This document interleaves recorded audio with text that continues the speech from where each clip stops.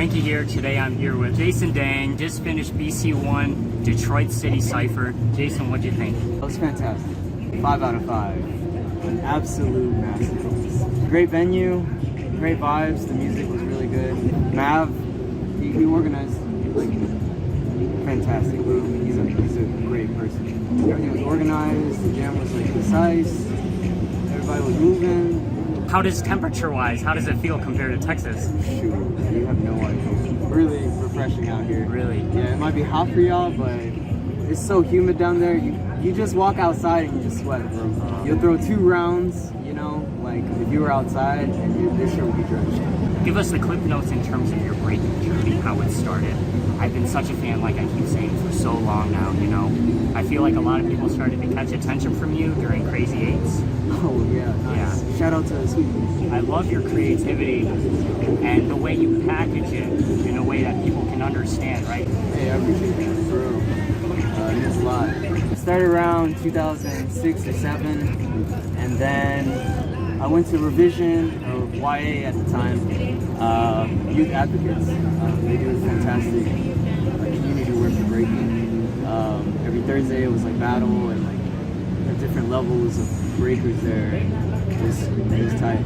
Yeah, I just started battling at that time, around like 2008. I kept going after high school. I did like, just kept breaking and trying to battle. I went into like some circus stuff, so I like doing hand balancing. So I was like in a local circus company in Houston. I was like, I just love movement. So after that, I got yoga certified, and then after that, I went to school also. I was going to school for dance. So I did other types of like movement, like contemporary and all that stuff. My route is always breaking. Not everyone is familiar with this realm of circus. Can you talk a little bit about what is the training like for circus compared to like training breaking? How does it compare? Oh man, so I would do hand balancing. So like I had like these metal rods that come like 3 feet off the ground or 4, and they had like wooden blocks on it, and I would just do balancing on that. It really helped like my form and technique as far as like being upside down, and a lot of conditioning for that. Like core workouts, and just being on my hands for like 4 minutes just to keep that. And the balance too, you know, like and the lines of the human body, you know, like balancing is what we do as breakers, you know. So like I was like, oh man, this is different, you know. And I don't know, I would see like there are breakers that do one-hand balances, you know, like crazy ones. I wanted to do that, you know. And so like having that discipline and just working on that hand balance, it was like meditative. It was very cool. How long did you train that for? Around 2013 to 14, up until like major. Yeah. So it was a few years for sure. Yeah, a few years. Yeah, and I would still like do hand balance and stuff here and there. I did one this morning. Can you tell us a little bit about who you were inspired by? Who were the crews that were, you know, you wanted to go after during that time? I had a lot of inspiration. I mean, YouTube was there. YouTube, it was like the dawn of YouTube, you know. So like they had footage coming out. It was not as accessible as the prior generation, you know. So they had VHS tapes and you had to wait 2 months or something like that. We kind of got a little bit of instant gratification. You see like information from overseas and stuff. For me, when I started, it was like Gamblers, Rivers crew, like the South Korean crews. I guess in like the 2000s or late 2000s, everybody was just like more in the air and stuff. So like I like that, you know. So that's what kind of drawn me in. So to be doing like handstands, and then I just YouTube like how to do a 60. And it's crazy how the OGs at the time, they would like call us e-boys. Everybody's on some kind of platform, you know, for sure. And Texas scene, the Texas scene. Once I found out and learned more about the Texas scene, like I was happy where I was at. They set the bar high, you know. A lot of innovators and pioneers that paved the way. So it was like really cool. A lot of different like paths to take, you know, within Texas. Like a lot of flavor, creativity, originality, and just like persona, you know, like just strong characters. And movement-wise too, like a lot of heavy hitters doing crazy air power. Masters Mayhem, Have a Quarrel, United B-Boys, Vicious Germs, Jive Turkeys. So like at the time, you know, whenever I started to go to more battles, and this is like the late 2000s, like got all those crews, you know, like they take over most of the top 16. You know, it's like, and there's more than 8 in a crew, each one of them. You know, so it's like they're gonna make different squads. You know, so like, and then you're gonna have out of town people coming through too. So it's like you can maybe get one spot, you know, like to make it through prelims and try to get that one spot. You know, but you got all these like talented breakers that just innovated so much, and they're getting like more experience from being out of the country and stuff too. It really pushed you know, generations to come to like try to improve in breaking, you know. I really like that you mentioned that last point. I mean, it's not even so much about who is mentoring you or who is training. You have so much to just be inspired by to take your own journey, right? For sure, yeah. I mean, I got some inspiration like overseas too, right? Like as I mentioned with like gamblers and stuff, and later on I started to look at, you know, at all the different countries, you know, like everybody had their own type of art, and it was a lot of information, you know, like breaking, movement, just all information that you can take and learn from it, you know, and push it further if you choose to. So I really enjoy information, breaking, and I like to make my own interpretation of it. I came from I guess the more dynamic side of breaking, so like I really love freezes and power moves, and then later on I started to appreciate more of the culture and the foundation and, you know, traditional style, and then there's like punk abstract style, you know. It's just like a range, it's a spectrum of just breaking. The new generation in Texas is awesome. They're doing this. It's flourishing. I feel like we're in a time of peace. Before it was more cutthroat. I don't know, narrow doors, but like there's windows and stuff, you know. So, you know, everybody's coming through, like breaking through that barrier.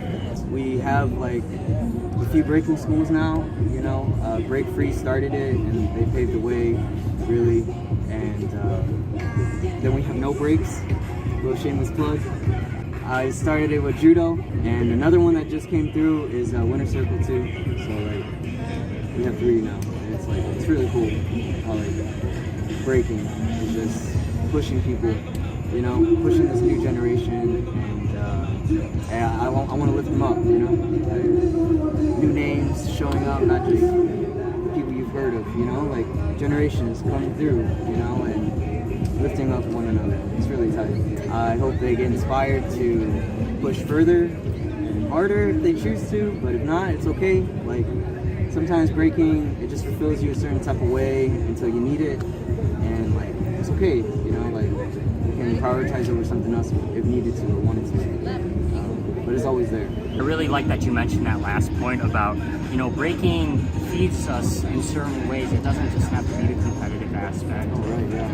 You know, you can step away from breaking as an art form or competing, and then come back to it, or you find a different aspect of it that just feeds you. Yeah. Shout out to judo. He's been to Detroit a couple times and killing it, of course. The first battle I want to show is from Crazy 8, as I mentioned before. Oh man. Oh, this was the last round of the night for me. Oh, nice.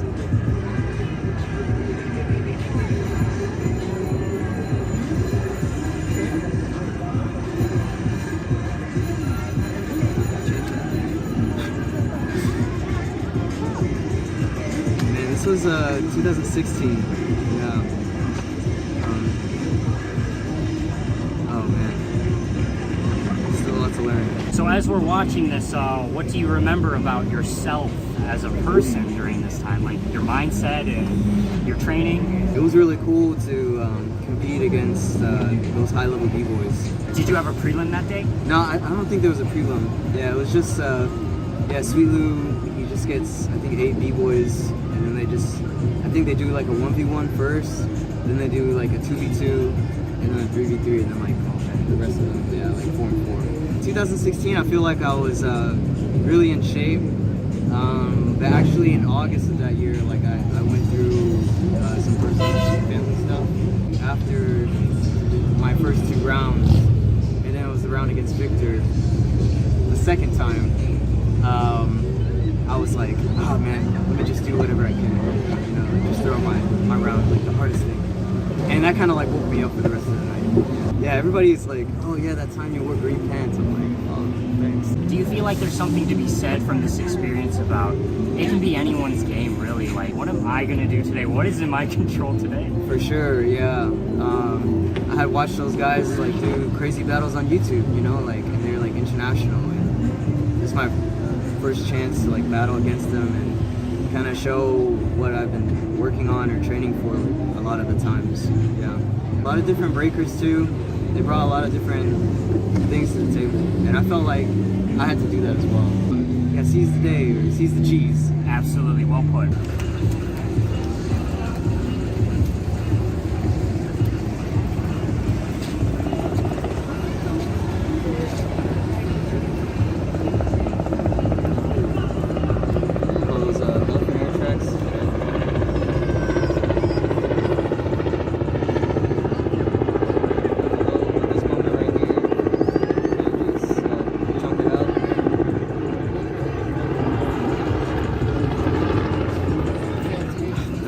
That probably saved us. Yeah.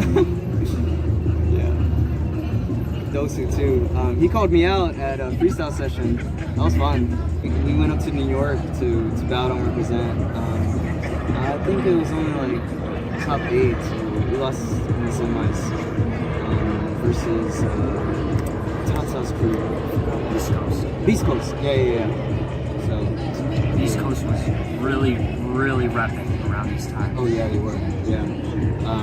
Strong, very strong.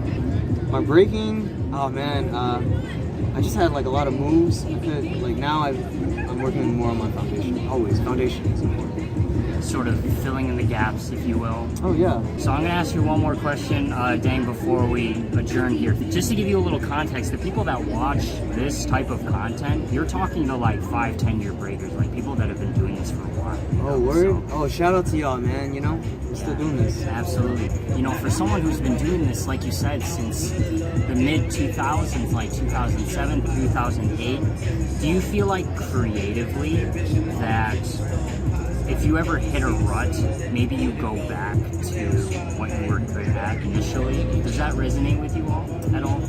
Not quite, because I had 2 rotator cuff injuries. The first time it happened in 2017. That same air chair drop right there, I had hurt myself doing it. So I'll do like air track and then I'll drop to an air chair and like I tore my rotator cuff.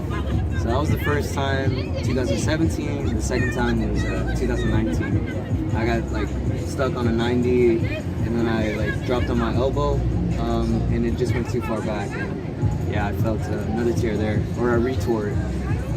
It was a partial tear, but like, you know, everybody would know me for doing all these crazy stuff or crazy moves, and when you can't do that, then who are you in this breaking world? You know, like what do you have to offer? You know, so that made me like fall back on the other sides of breaking. You know, blessing in disguise kind of thing, and I can't go back doing some of those crazy moves. So like you have to adapt, you know, and I have to adapt to what my body can do right now and how I want it to be like timelessly.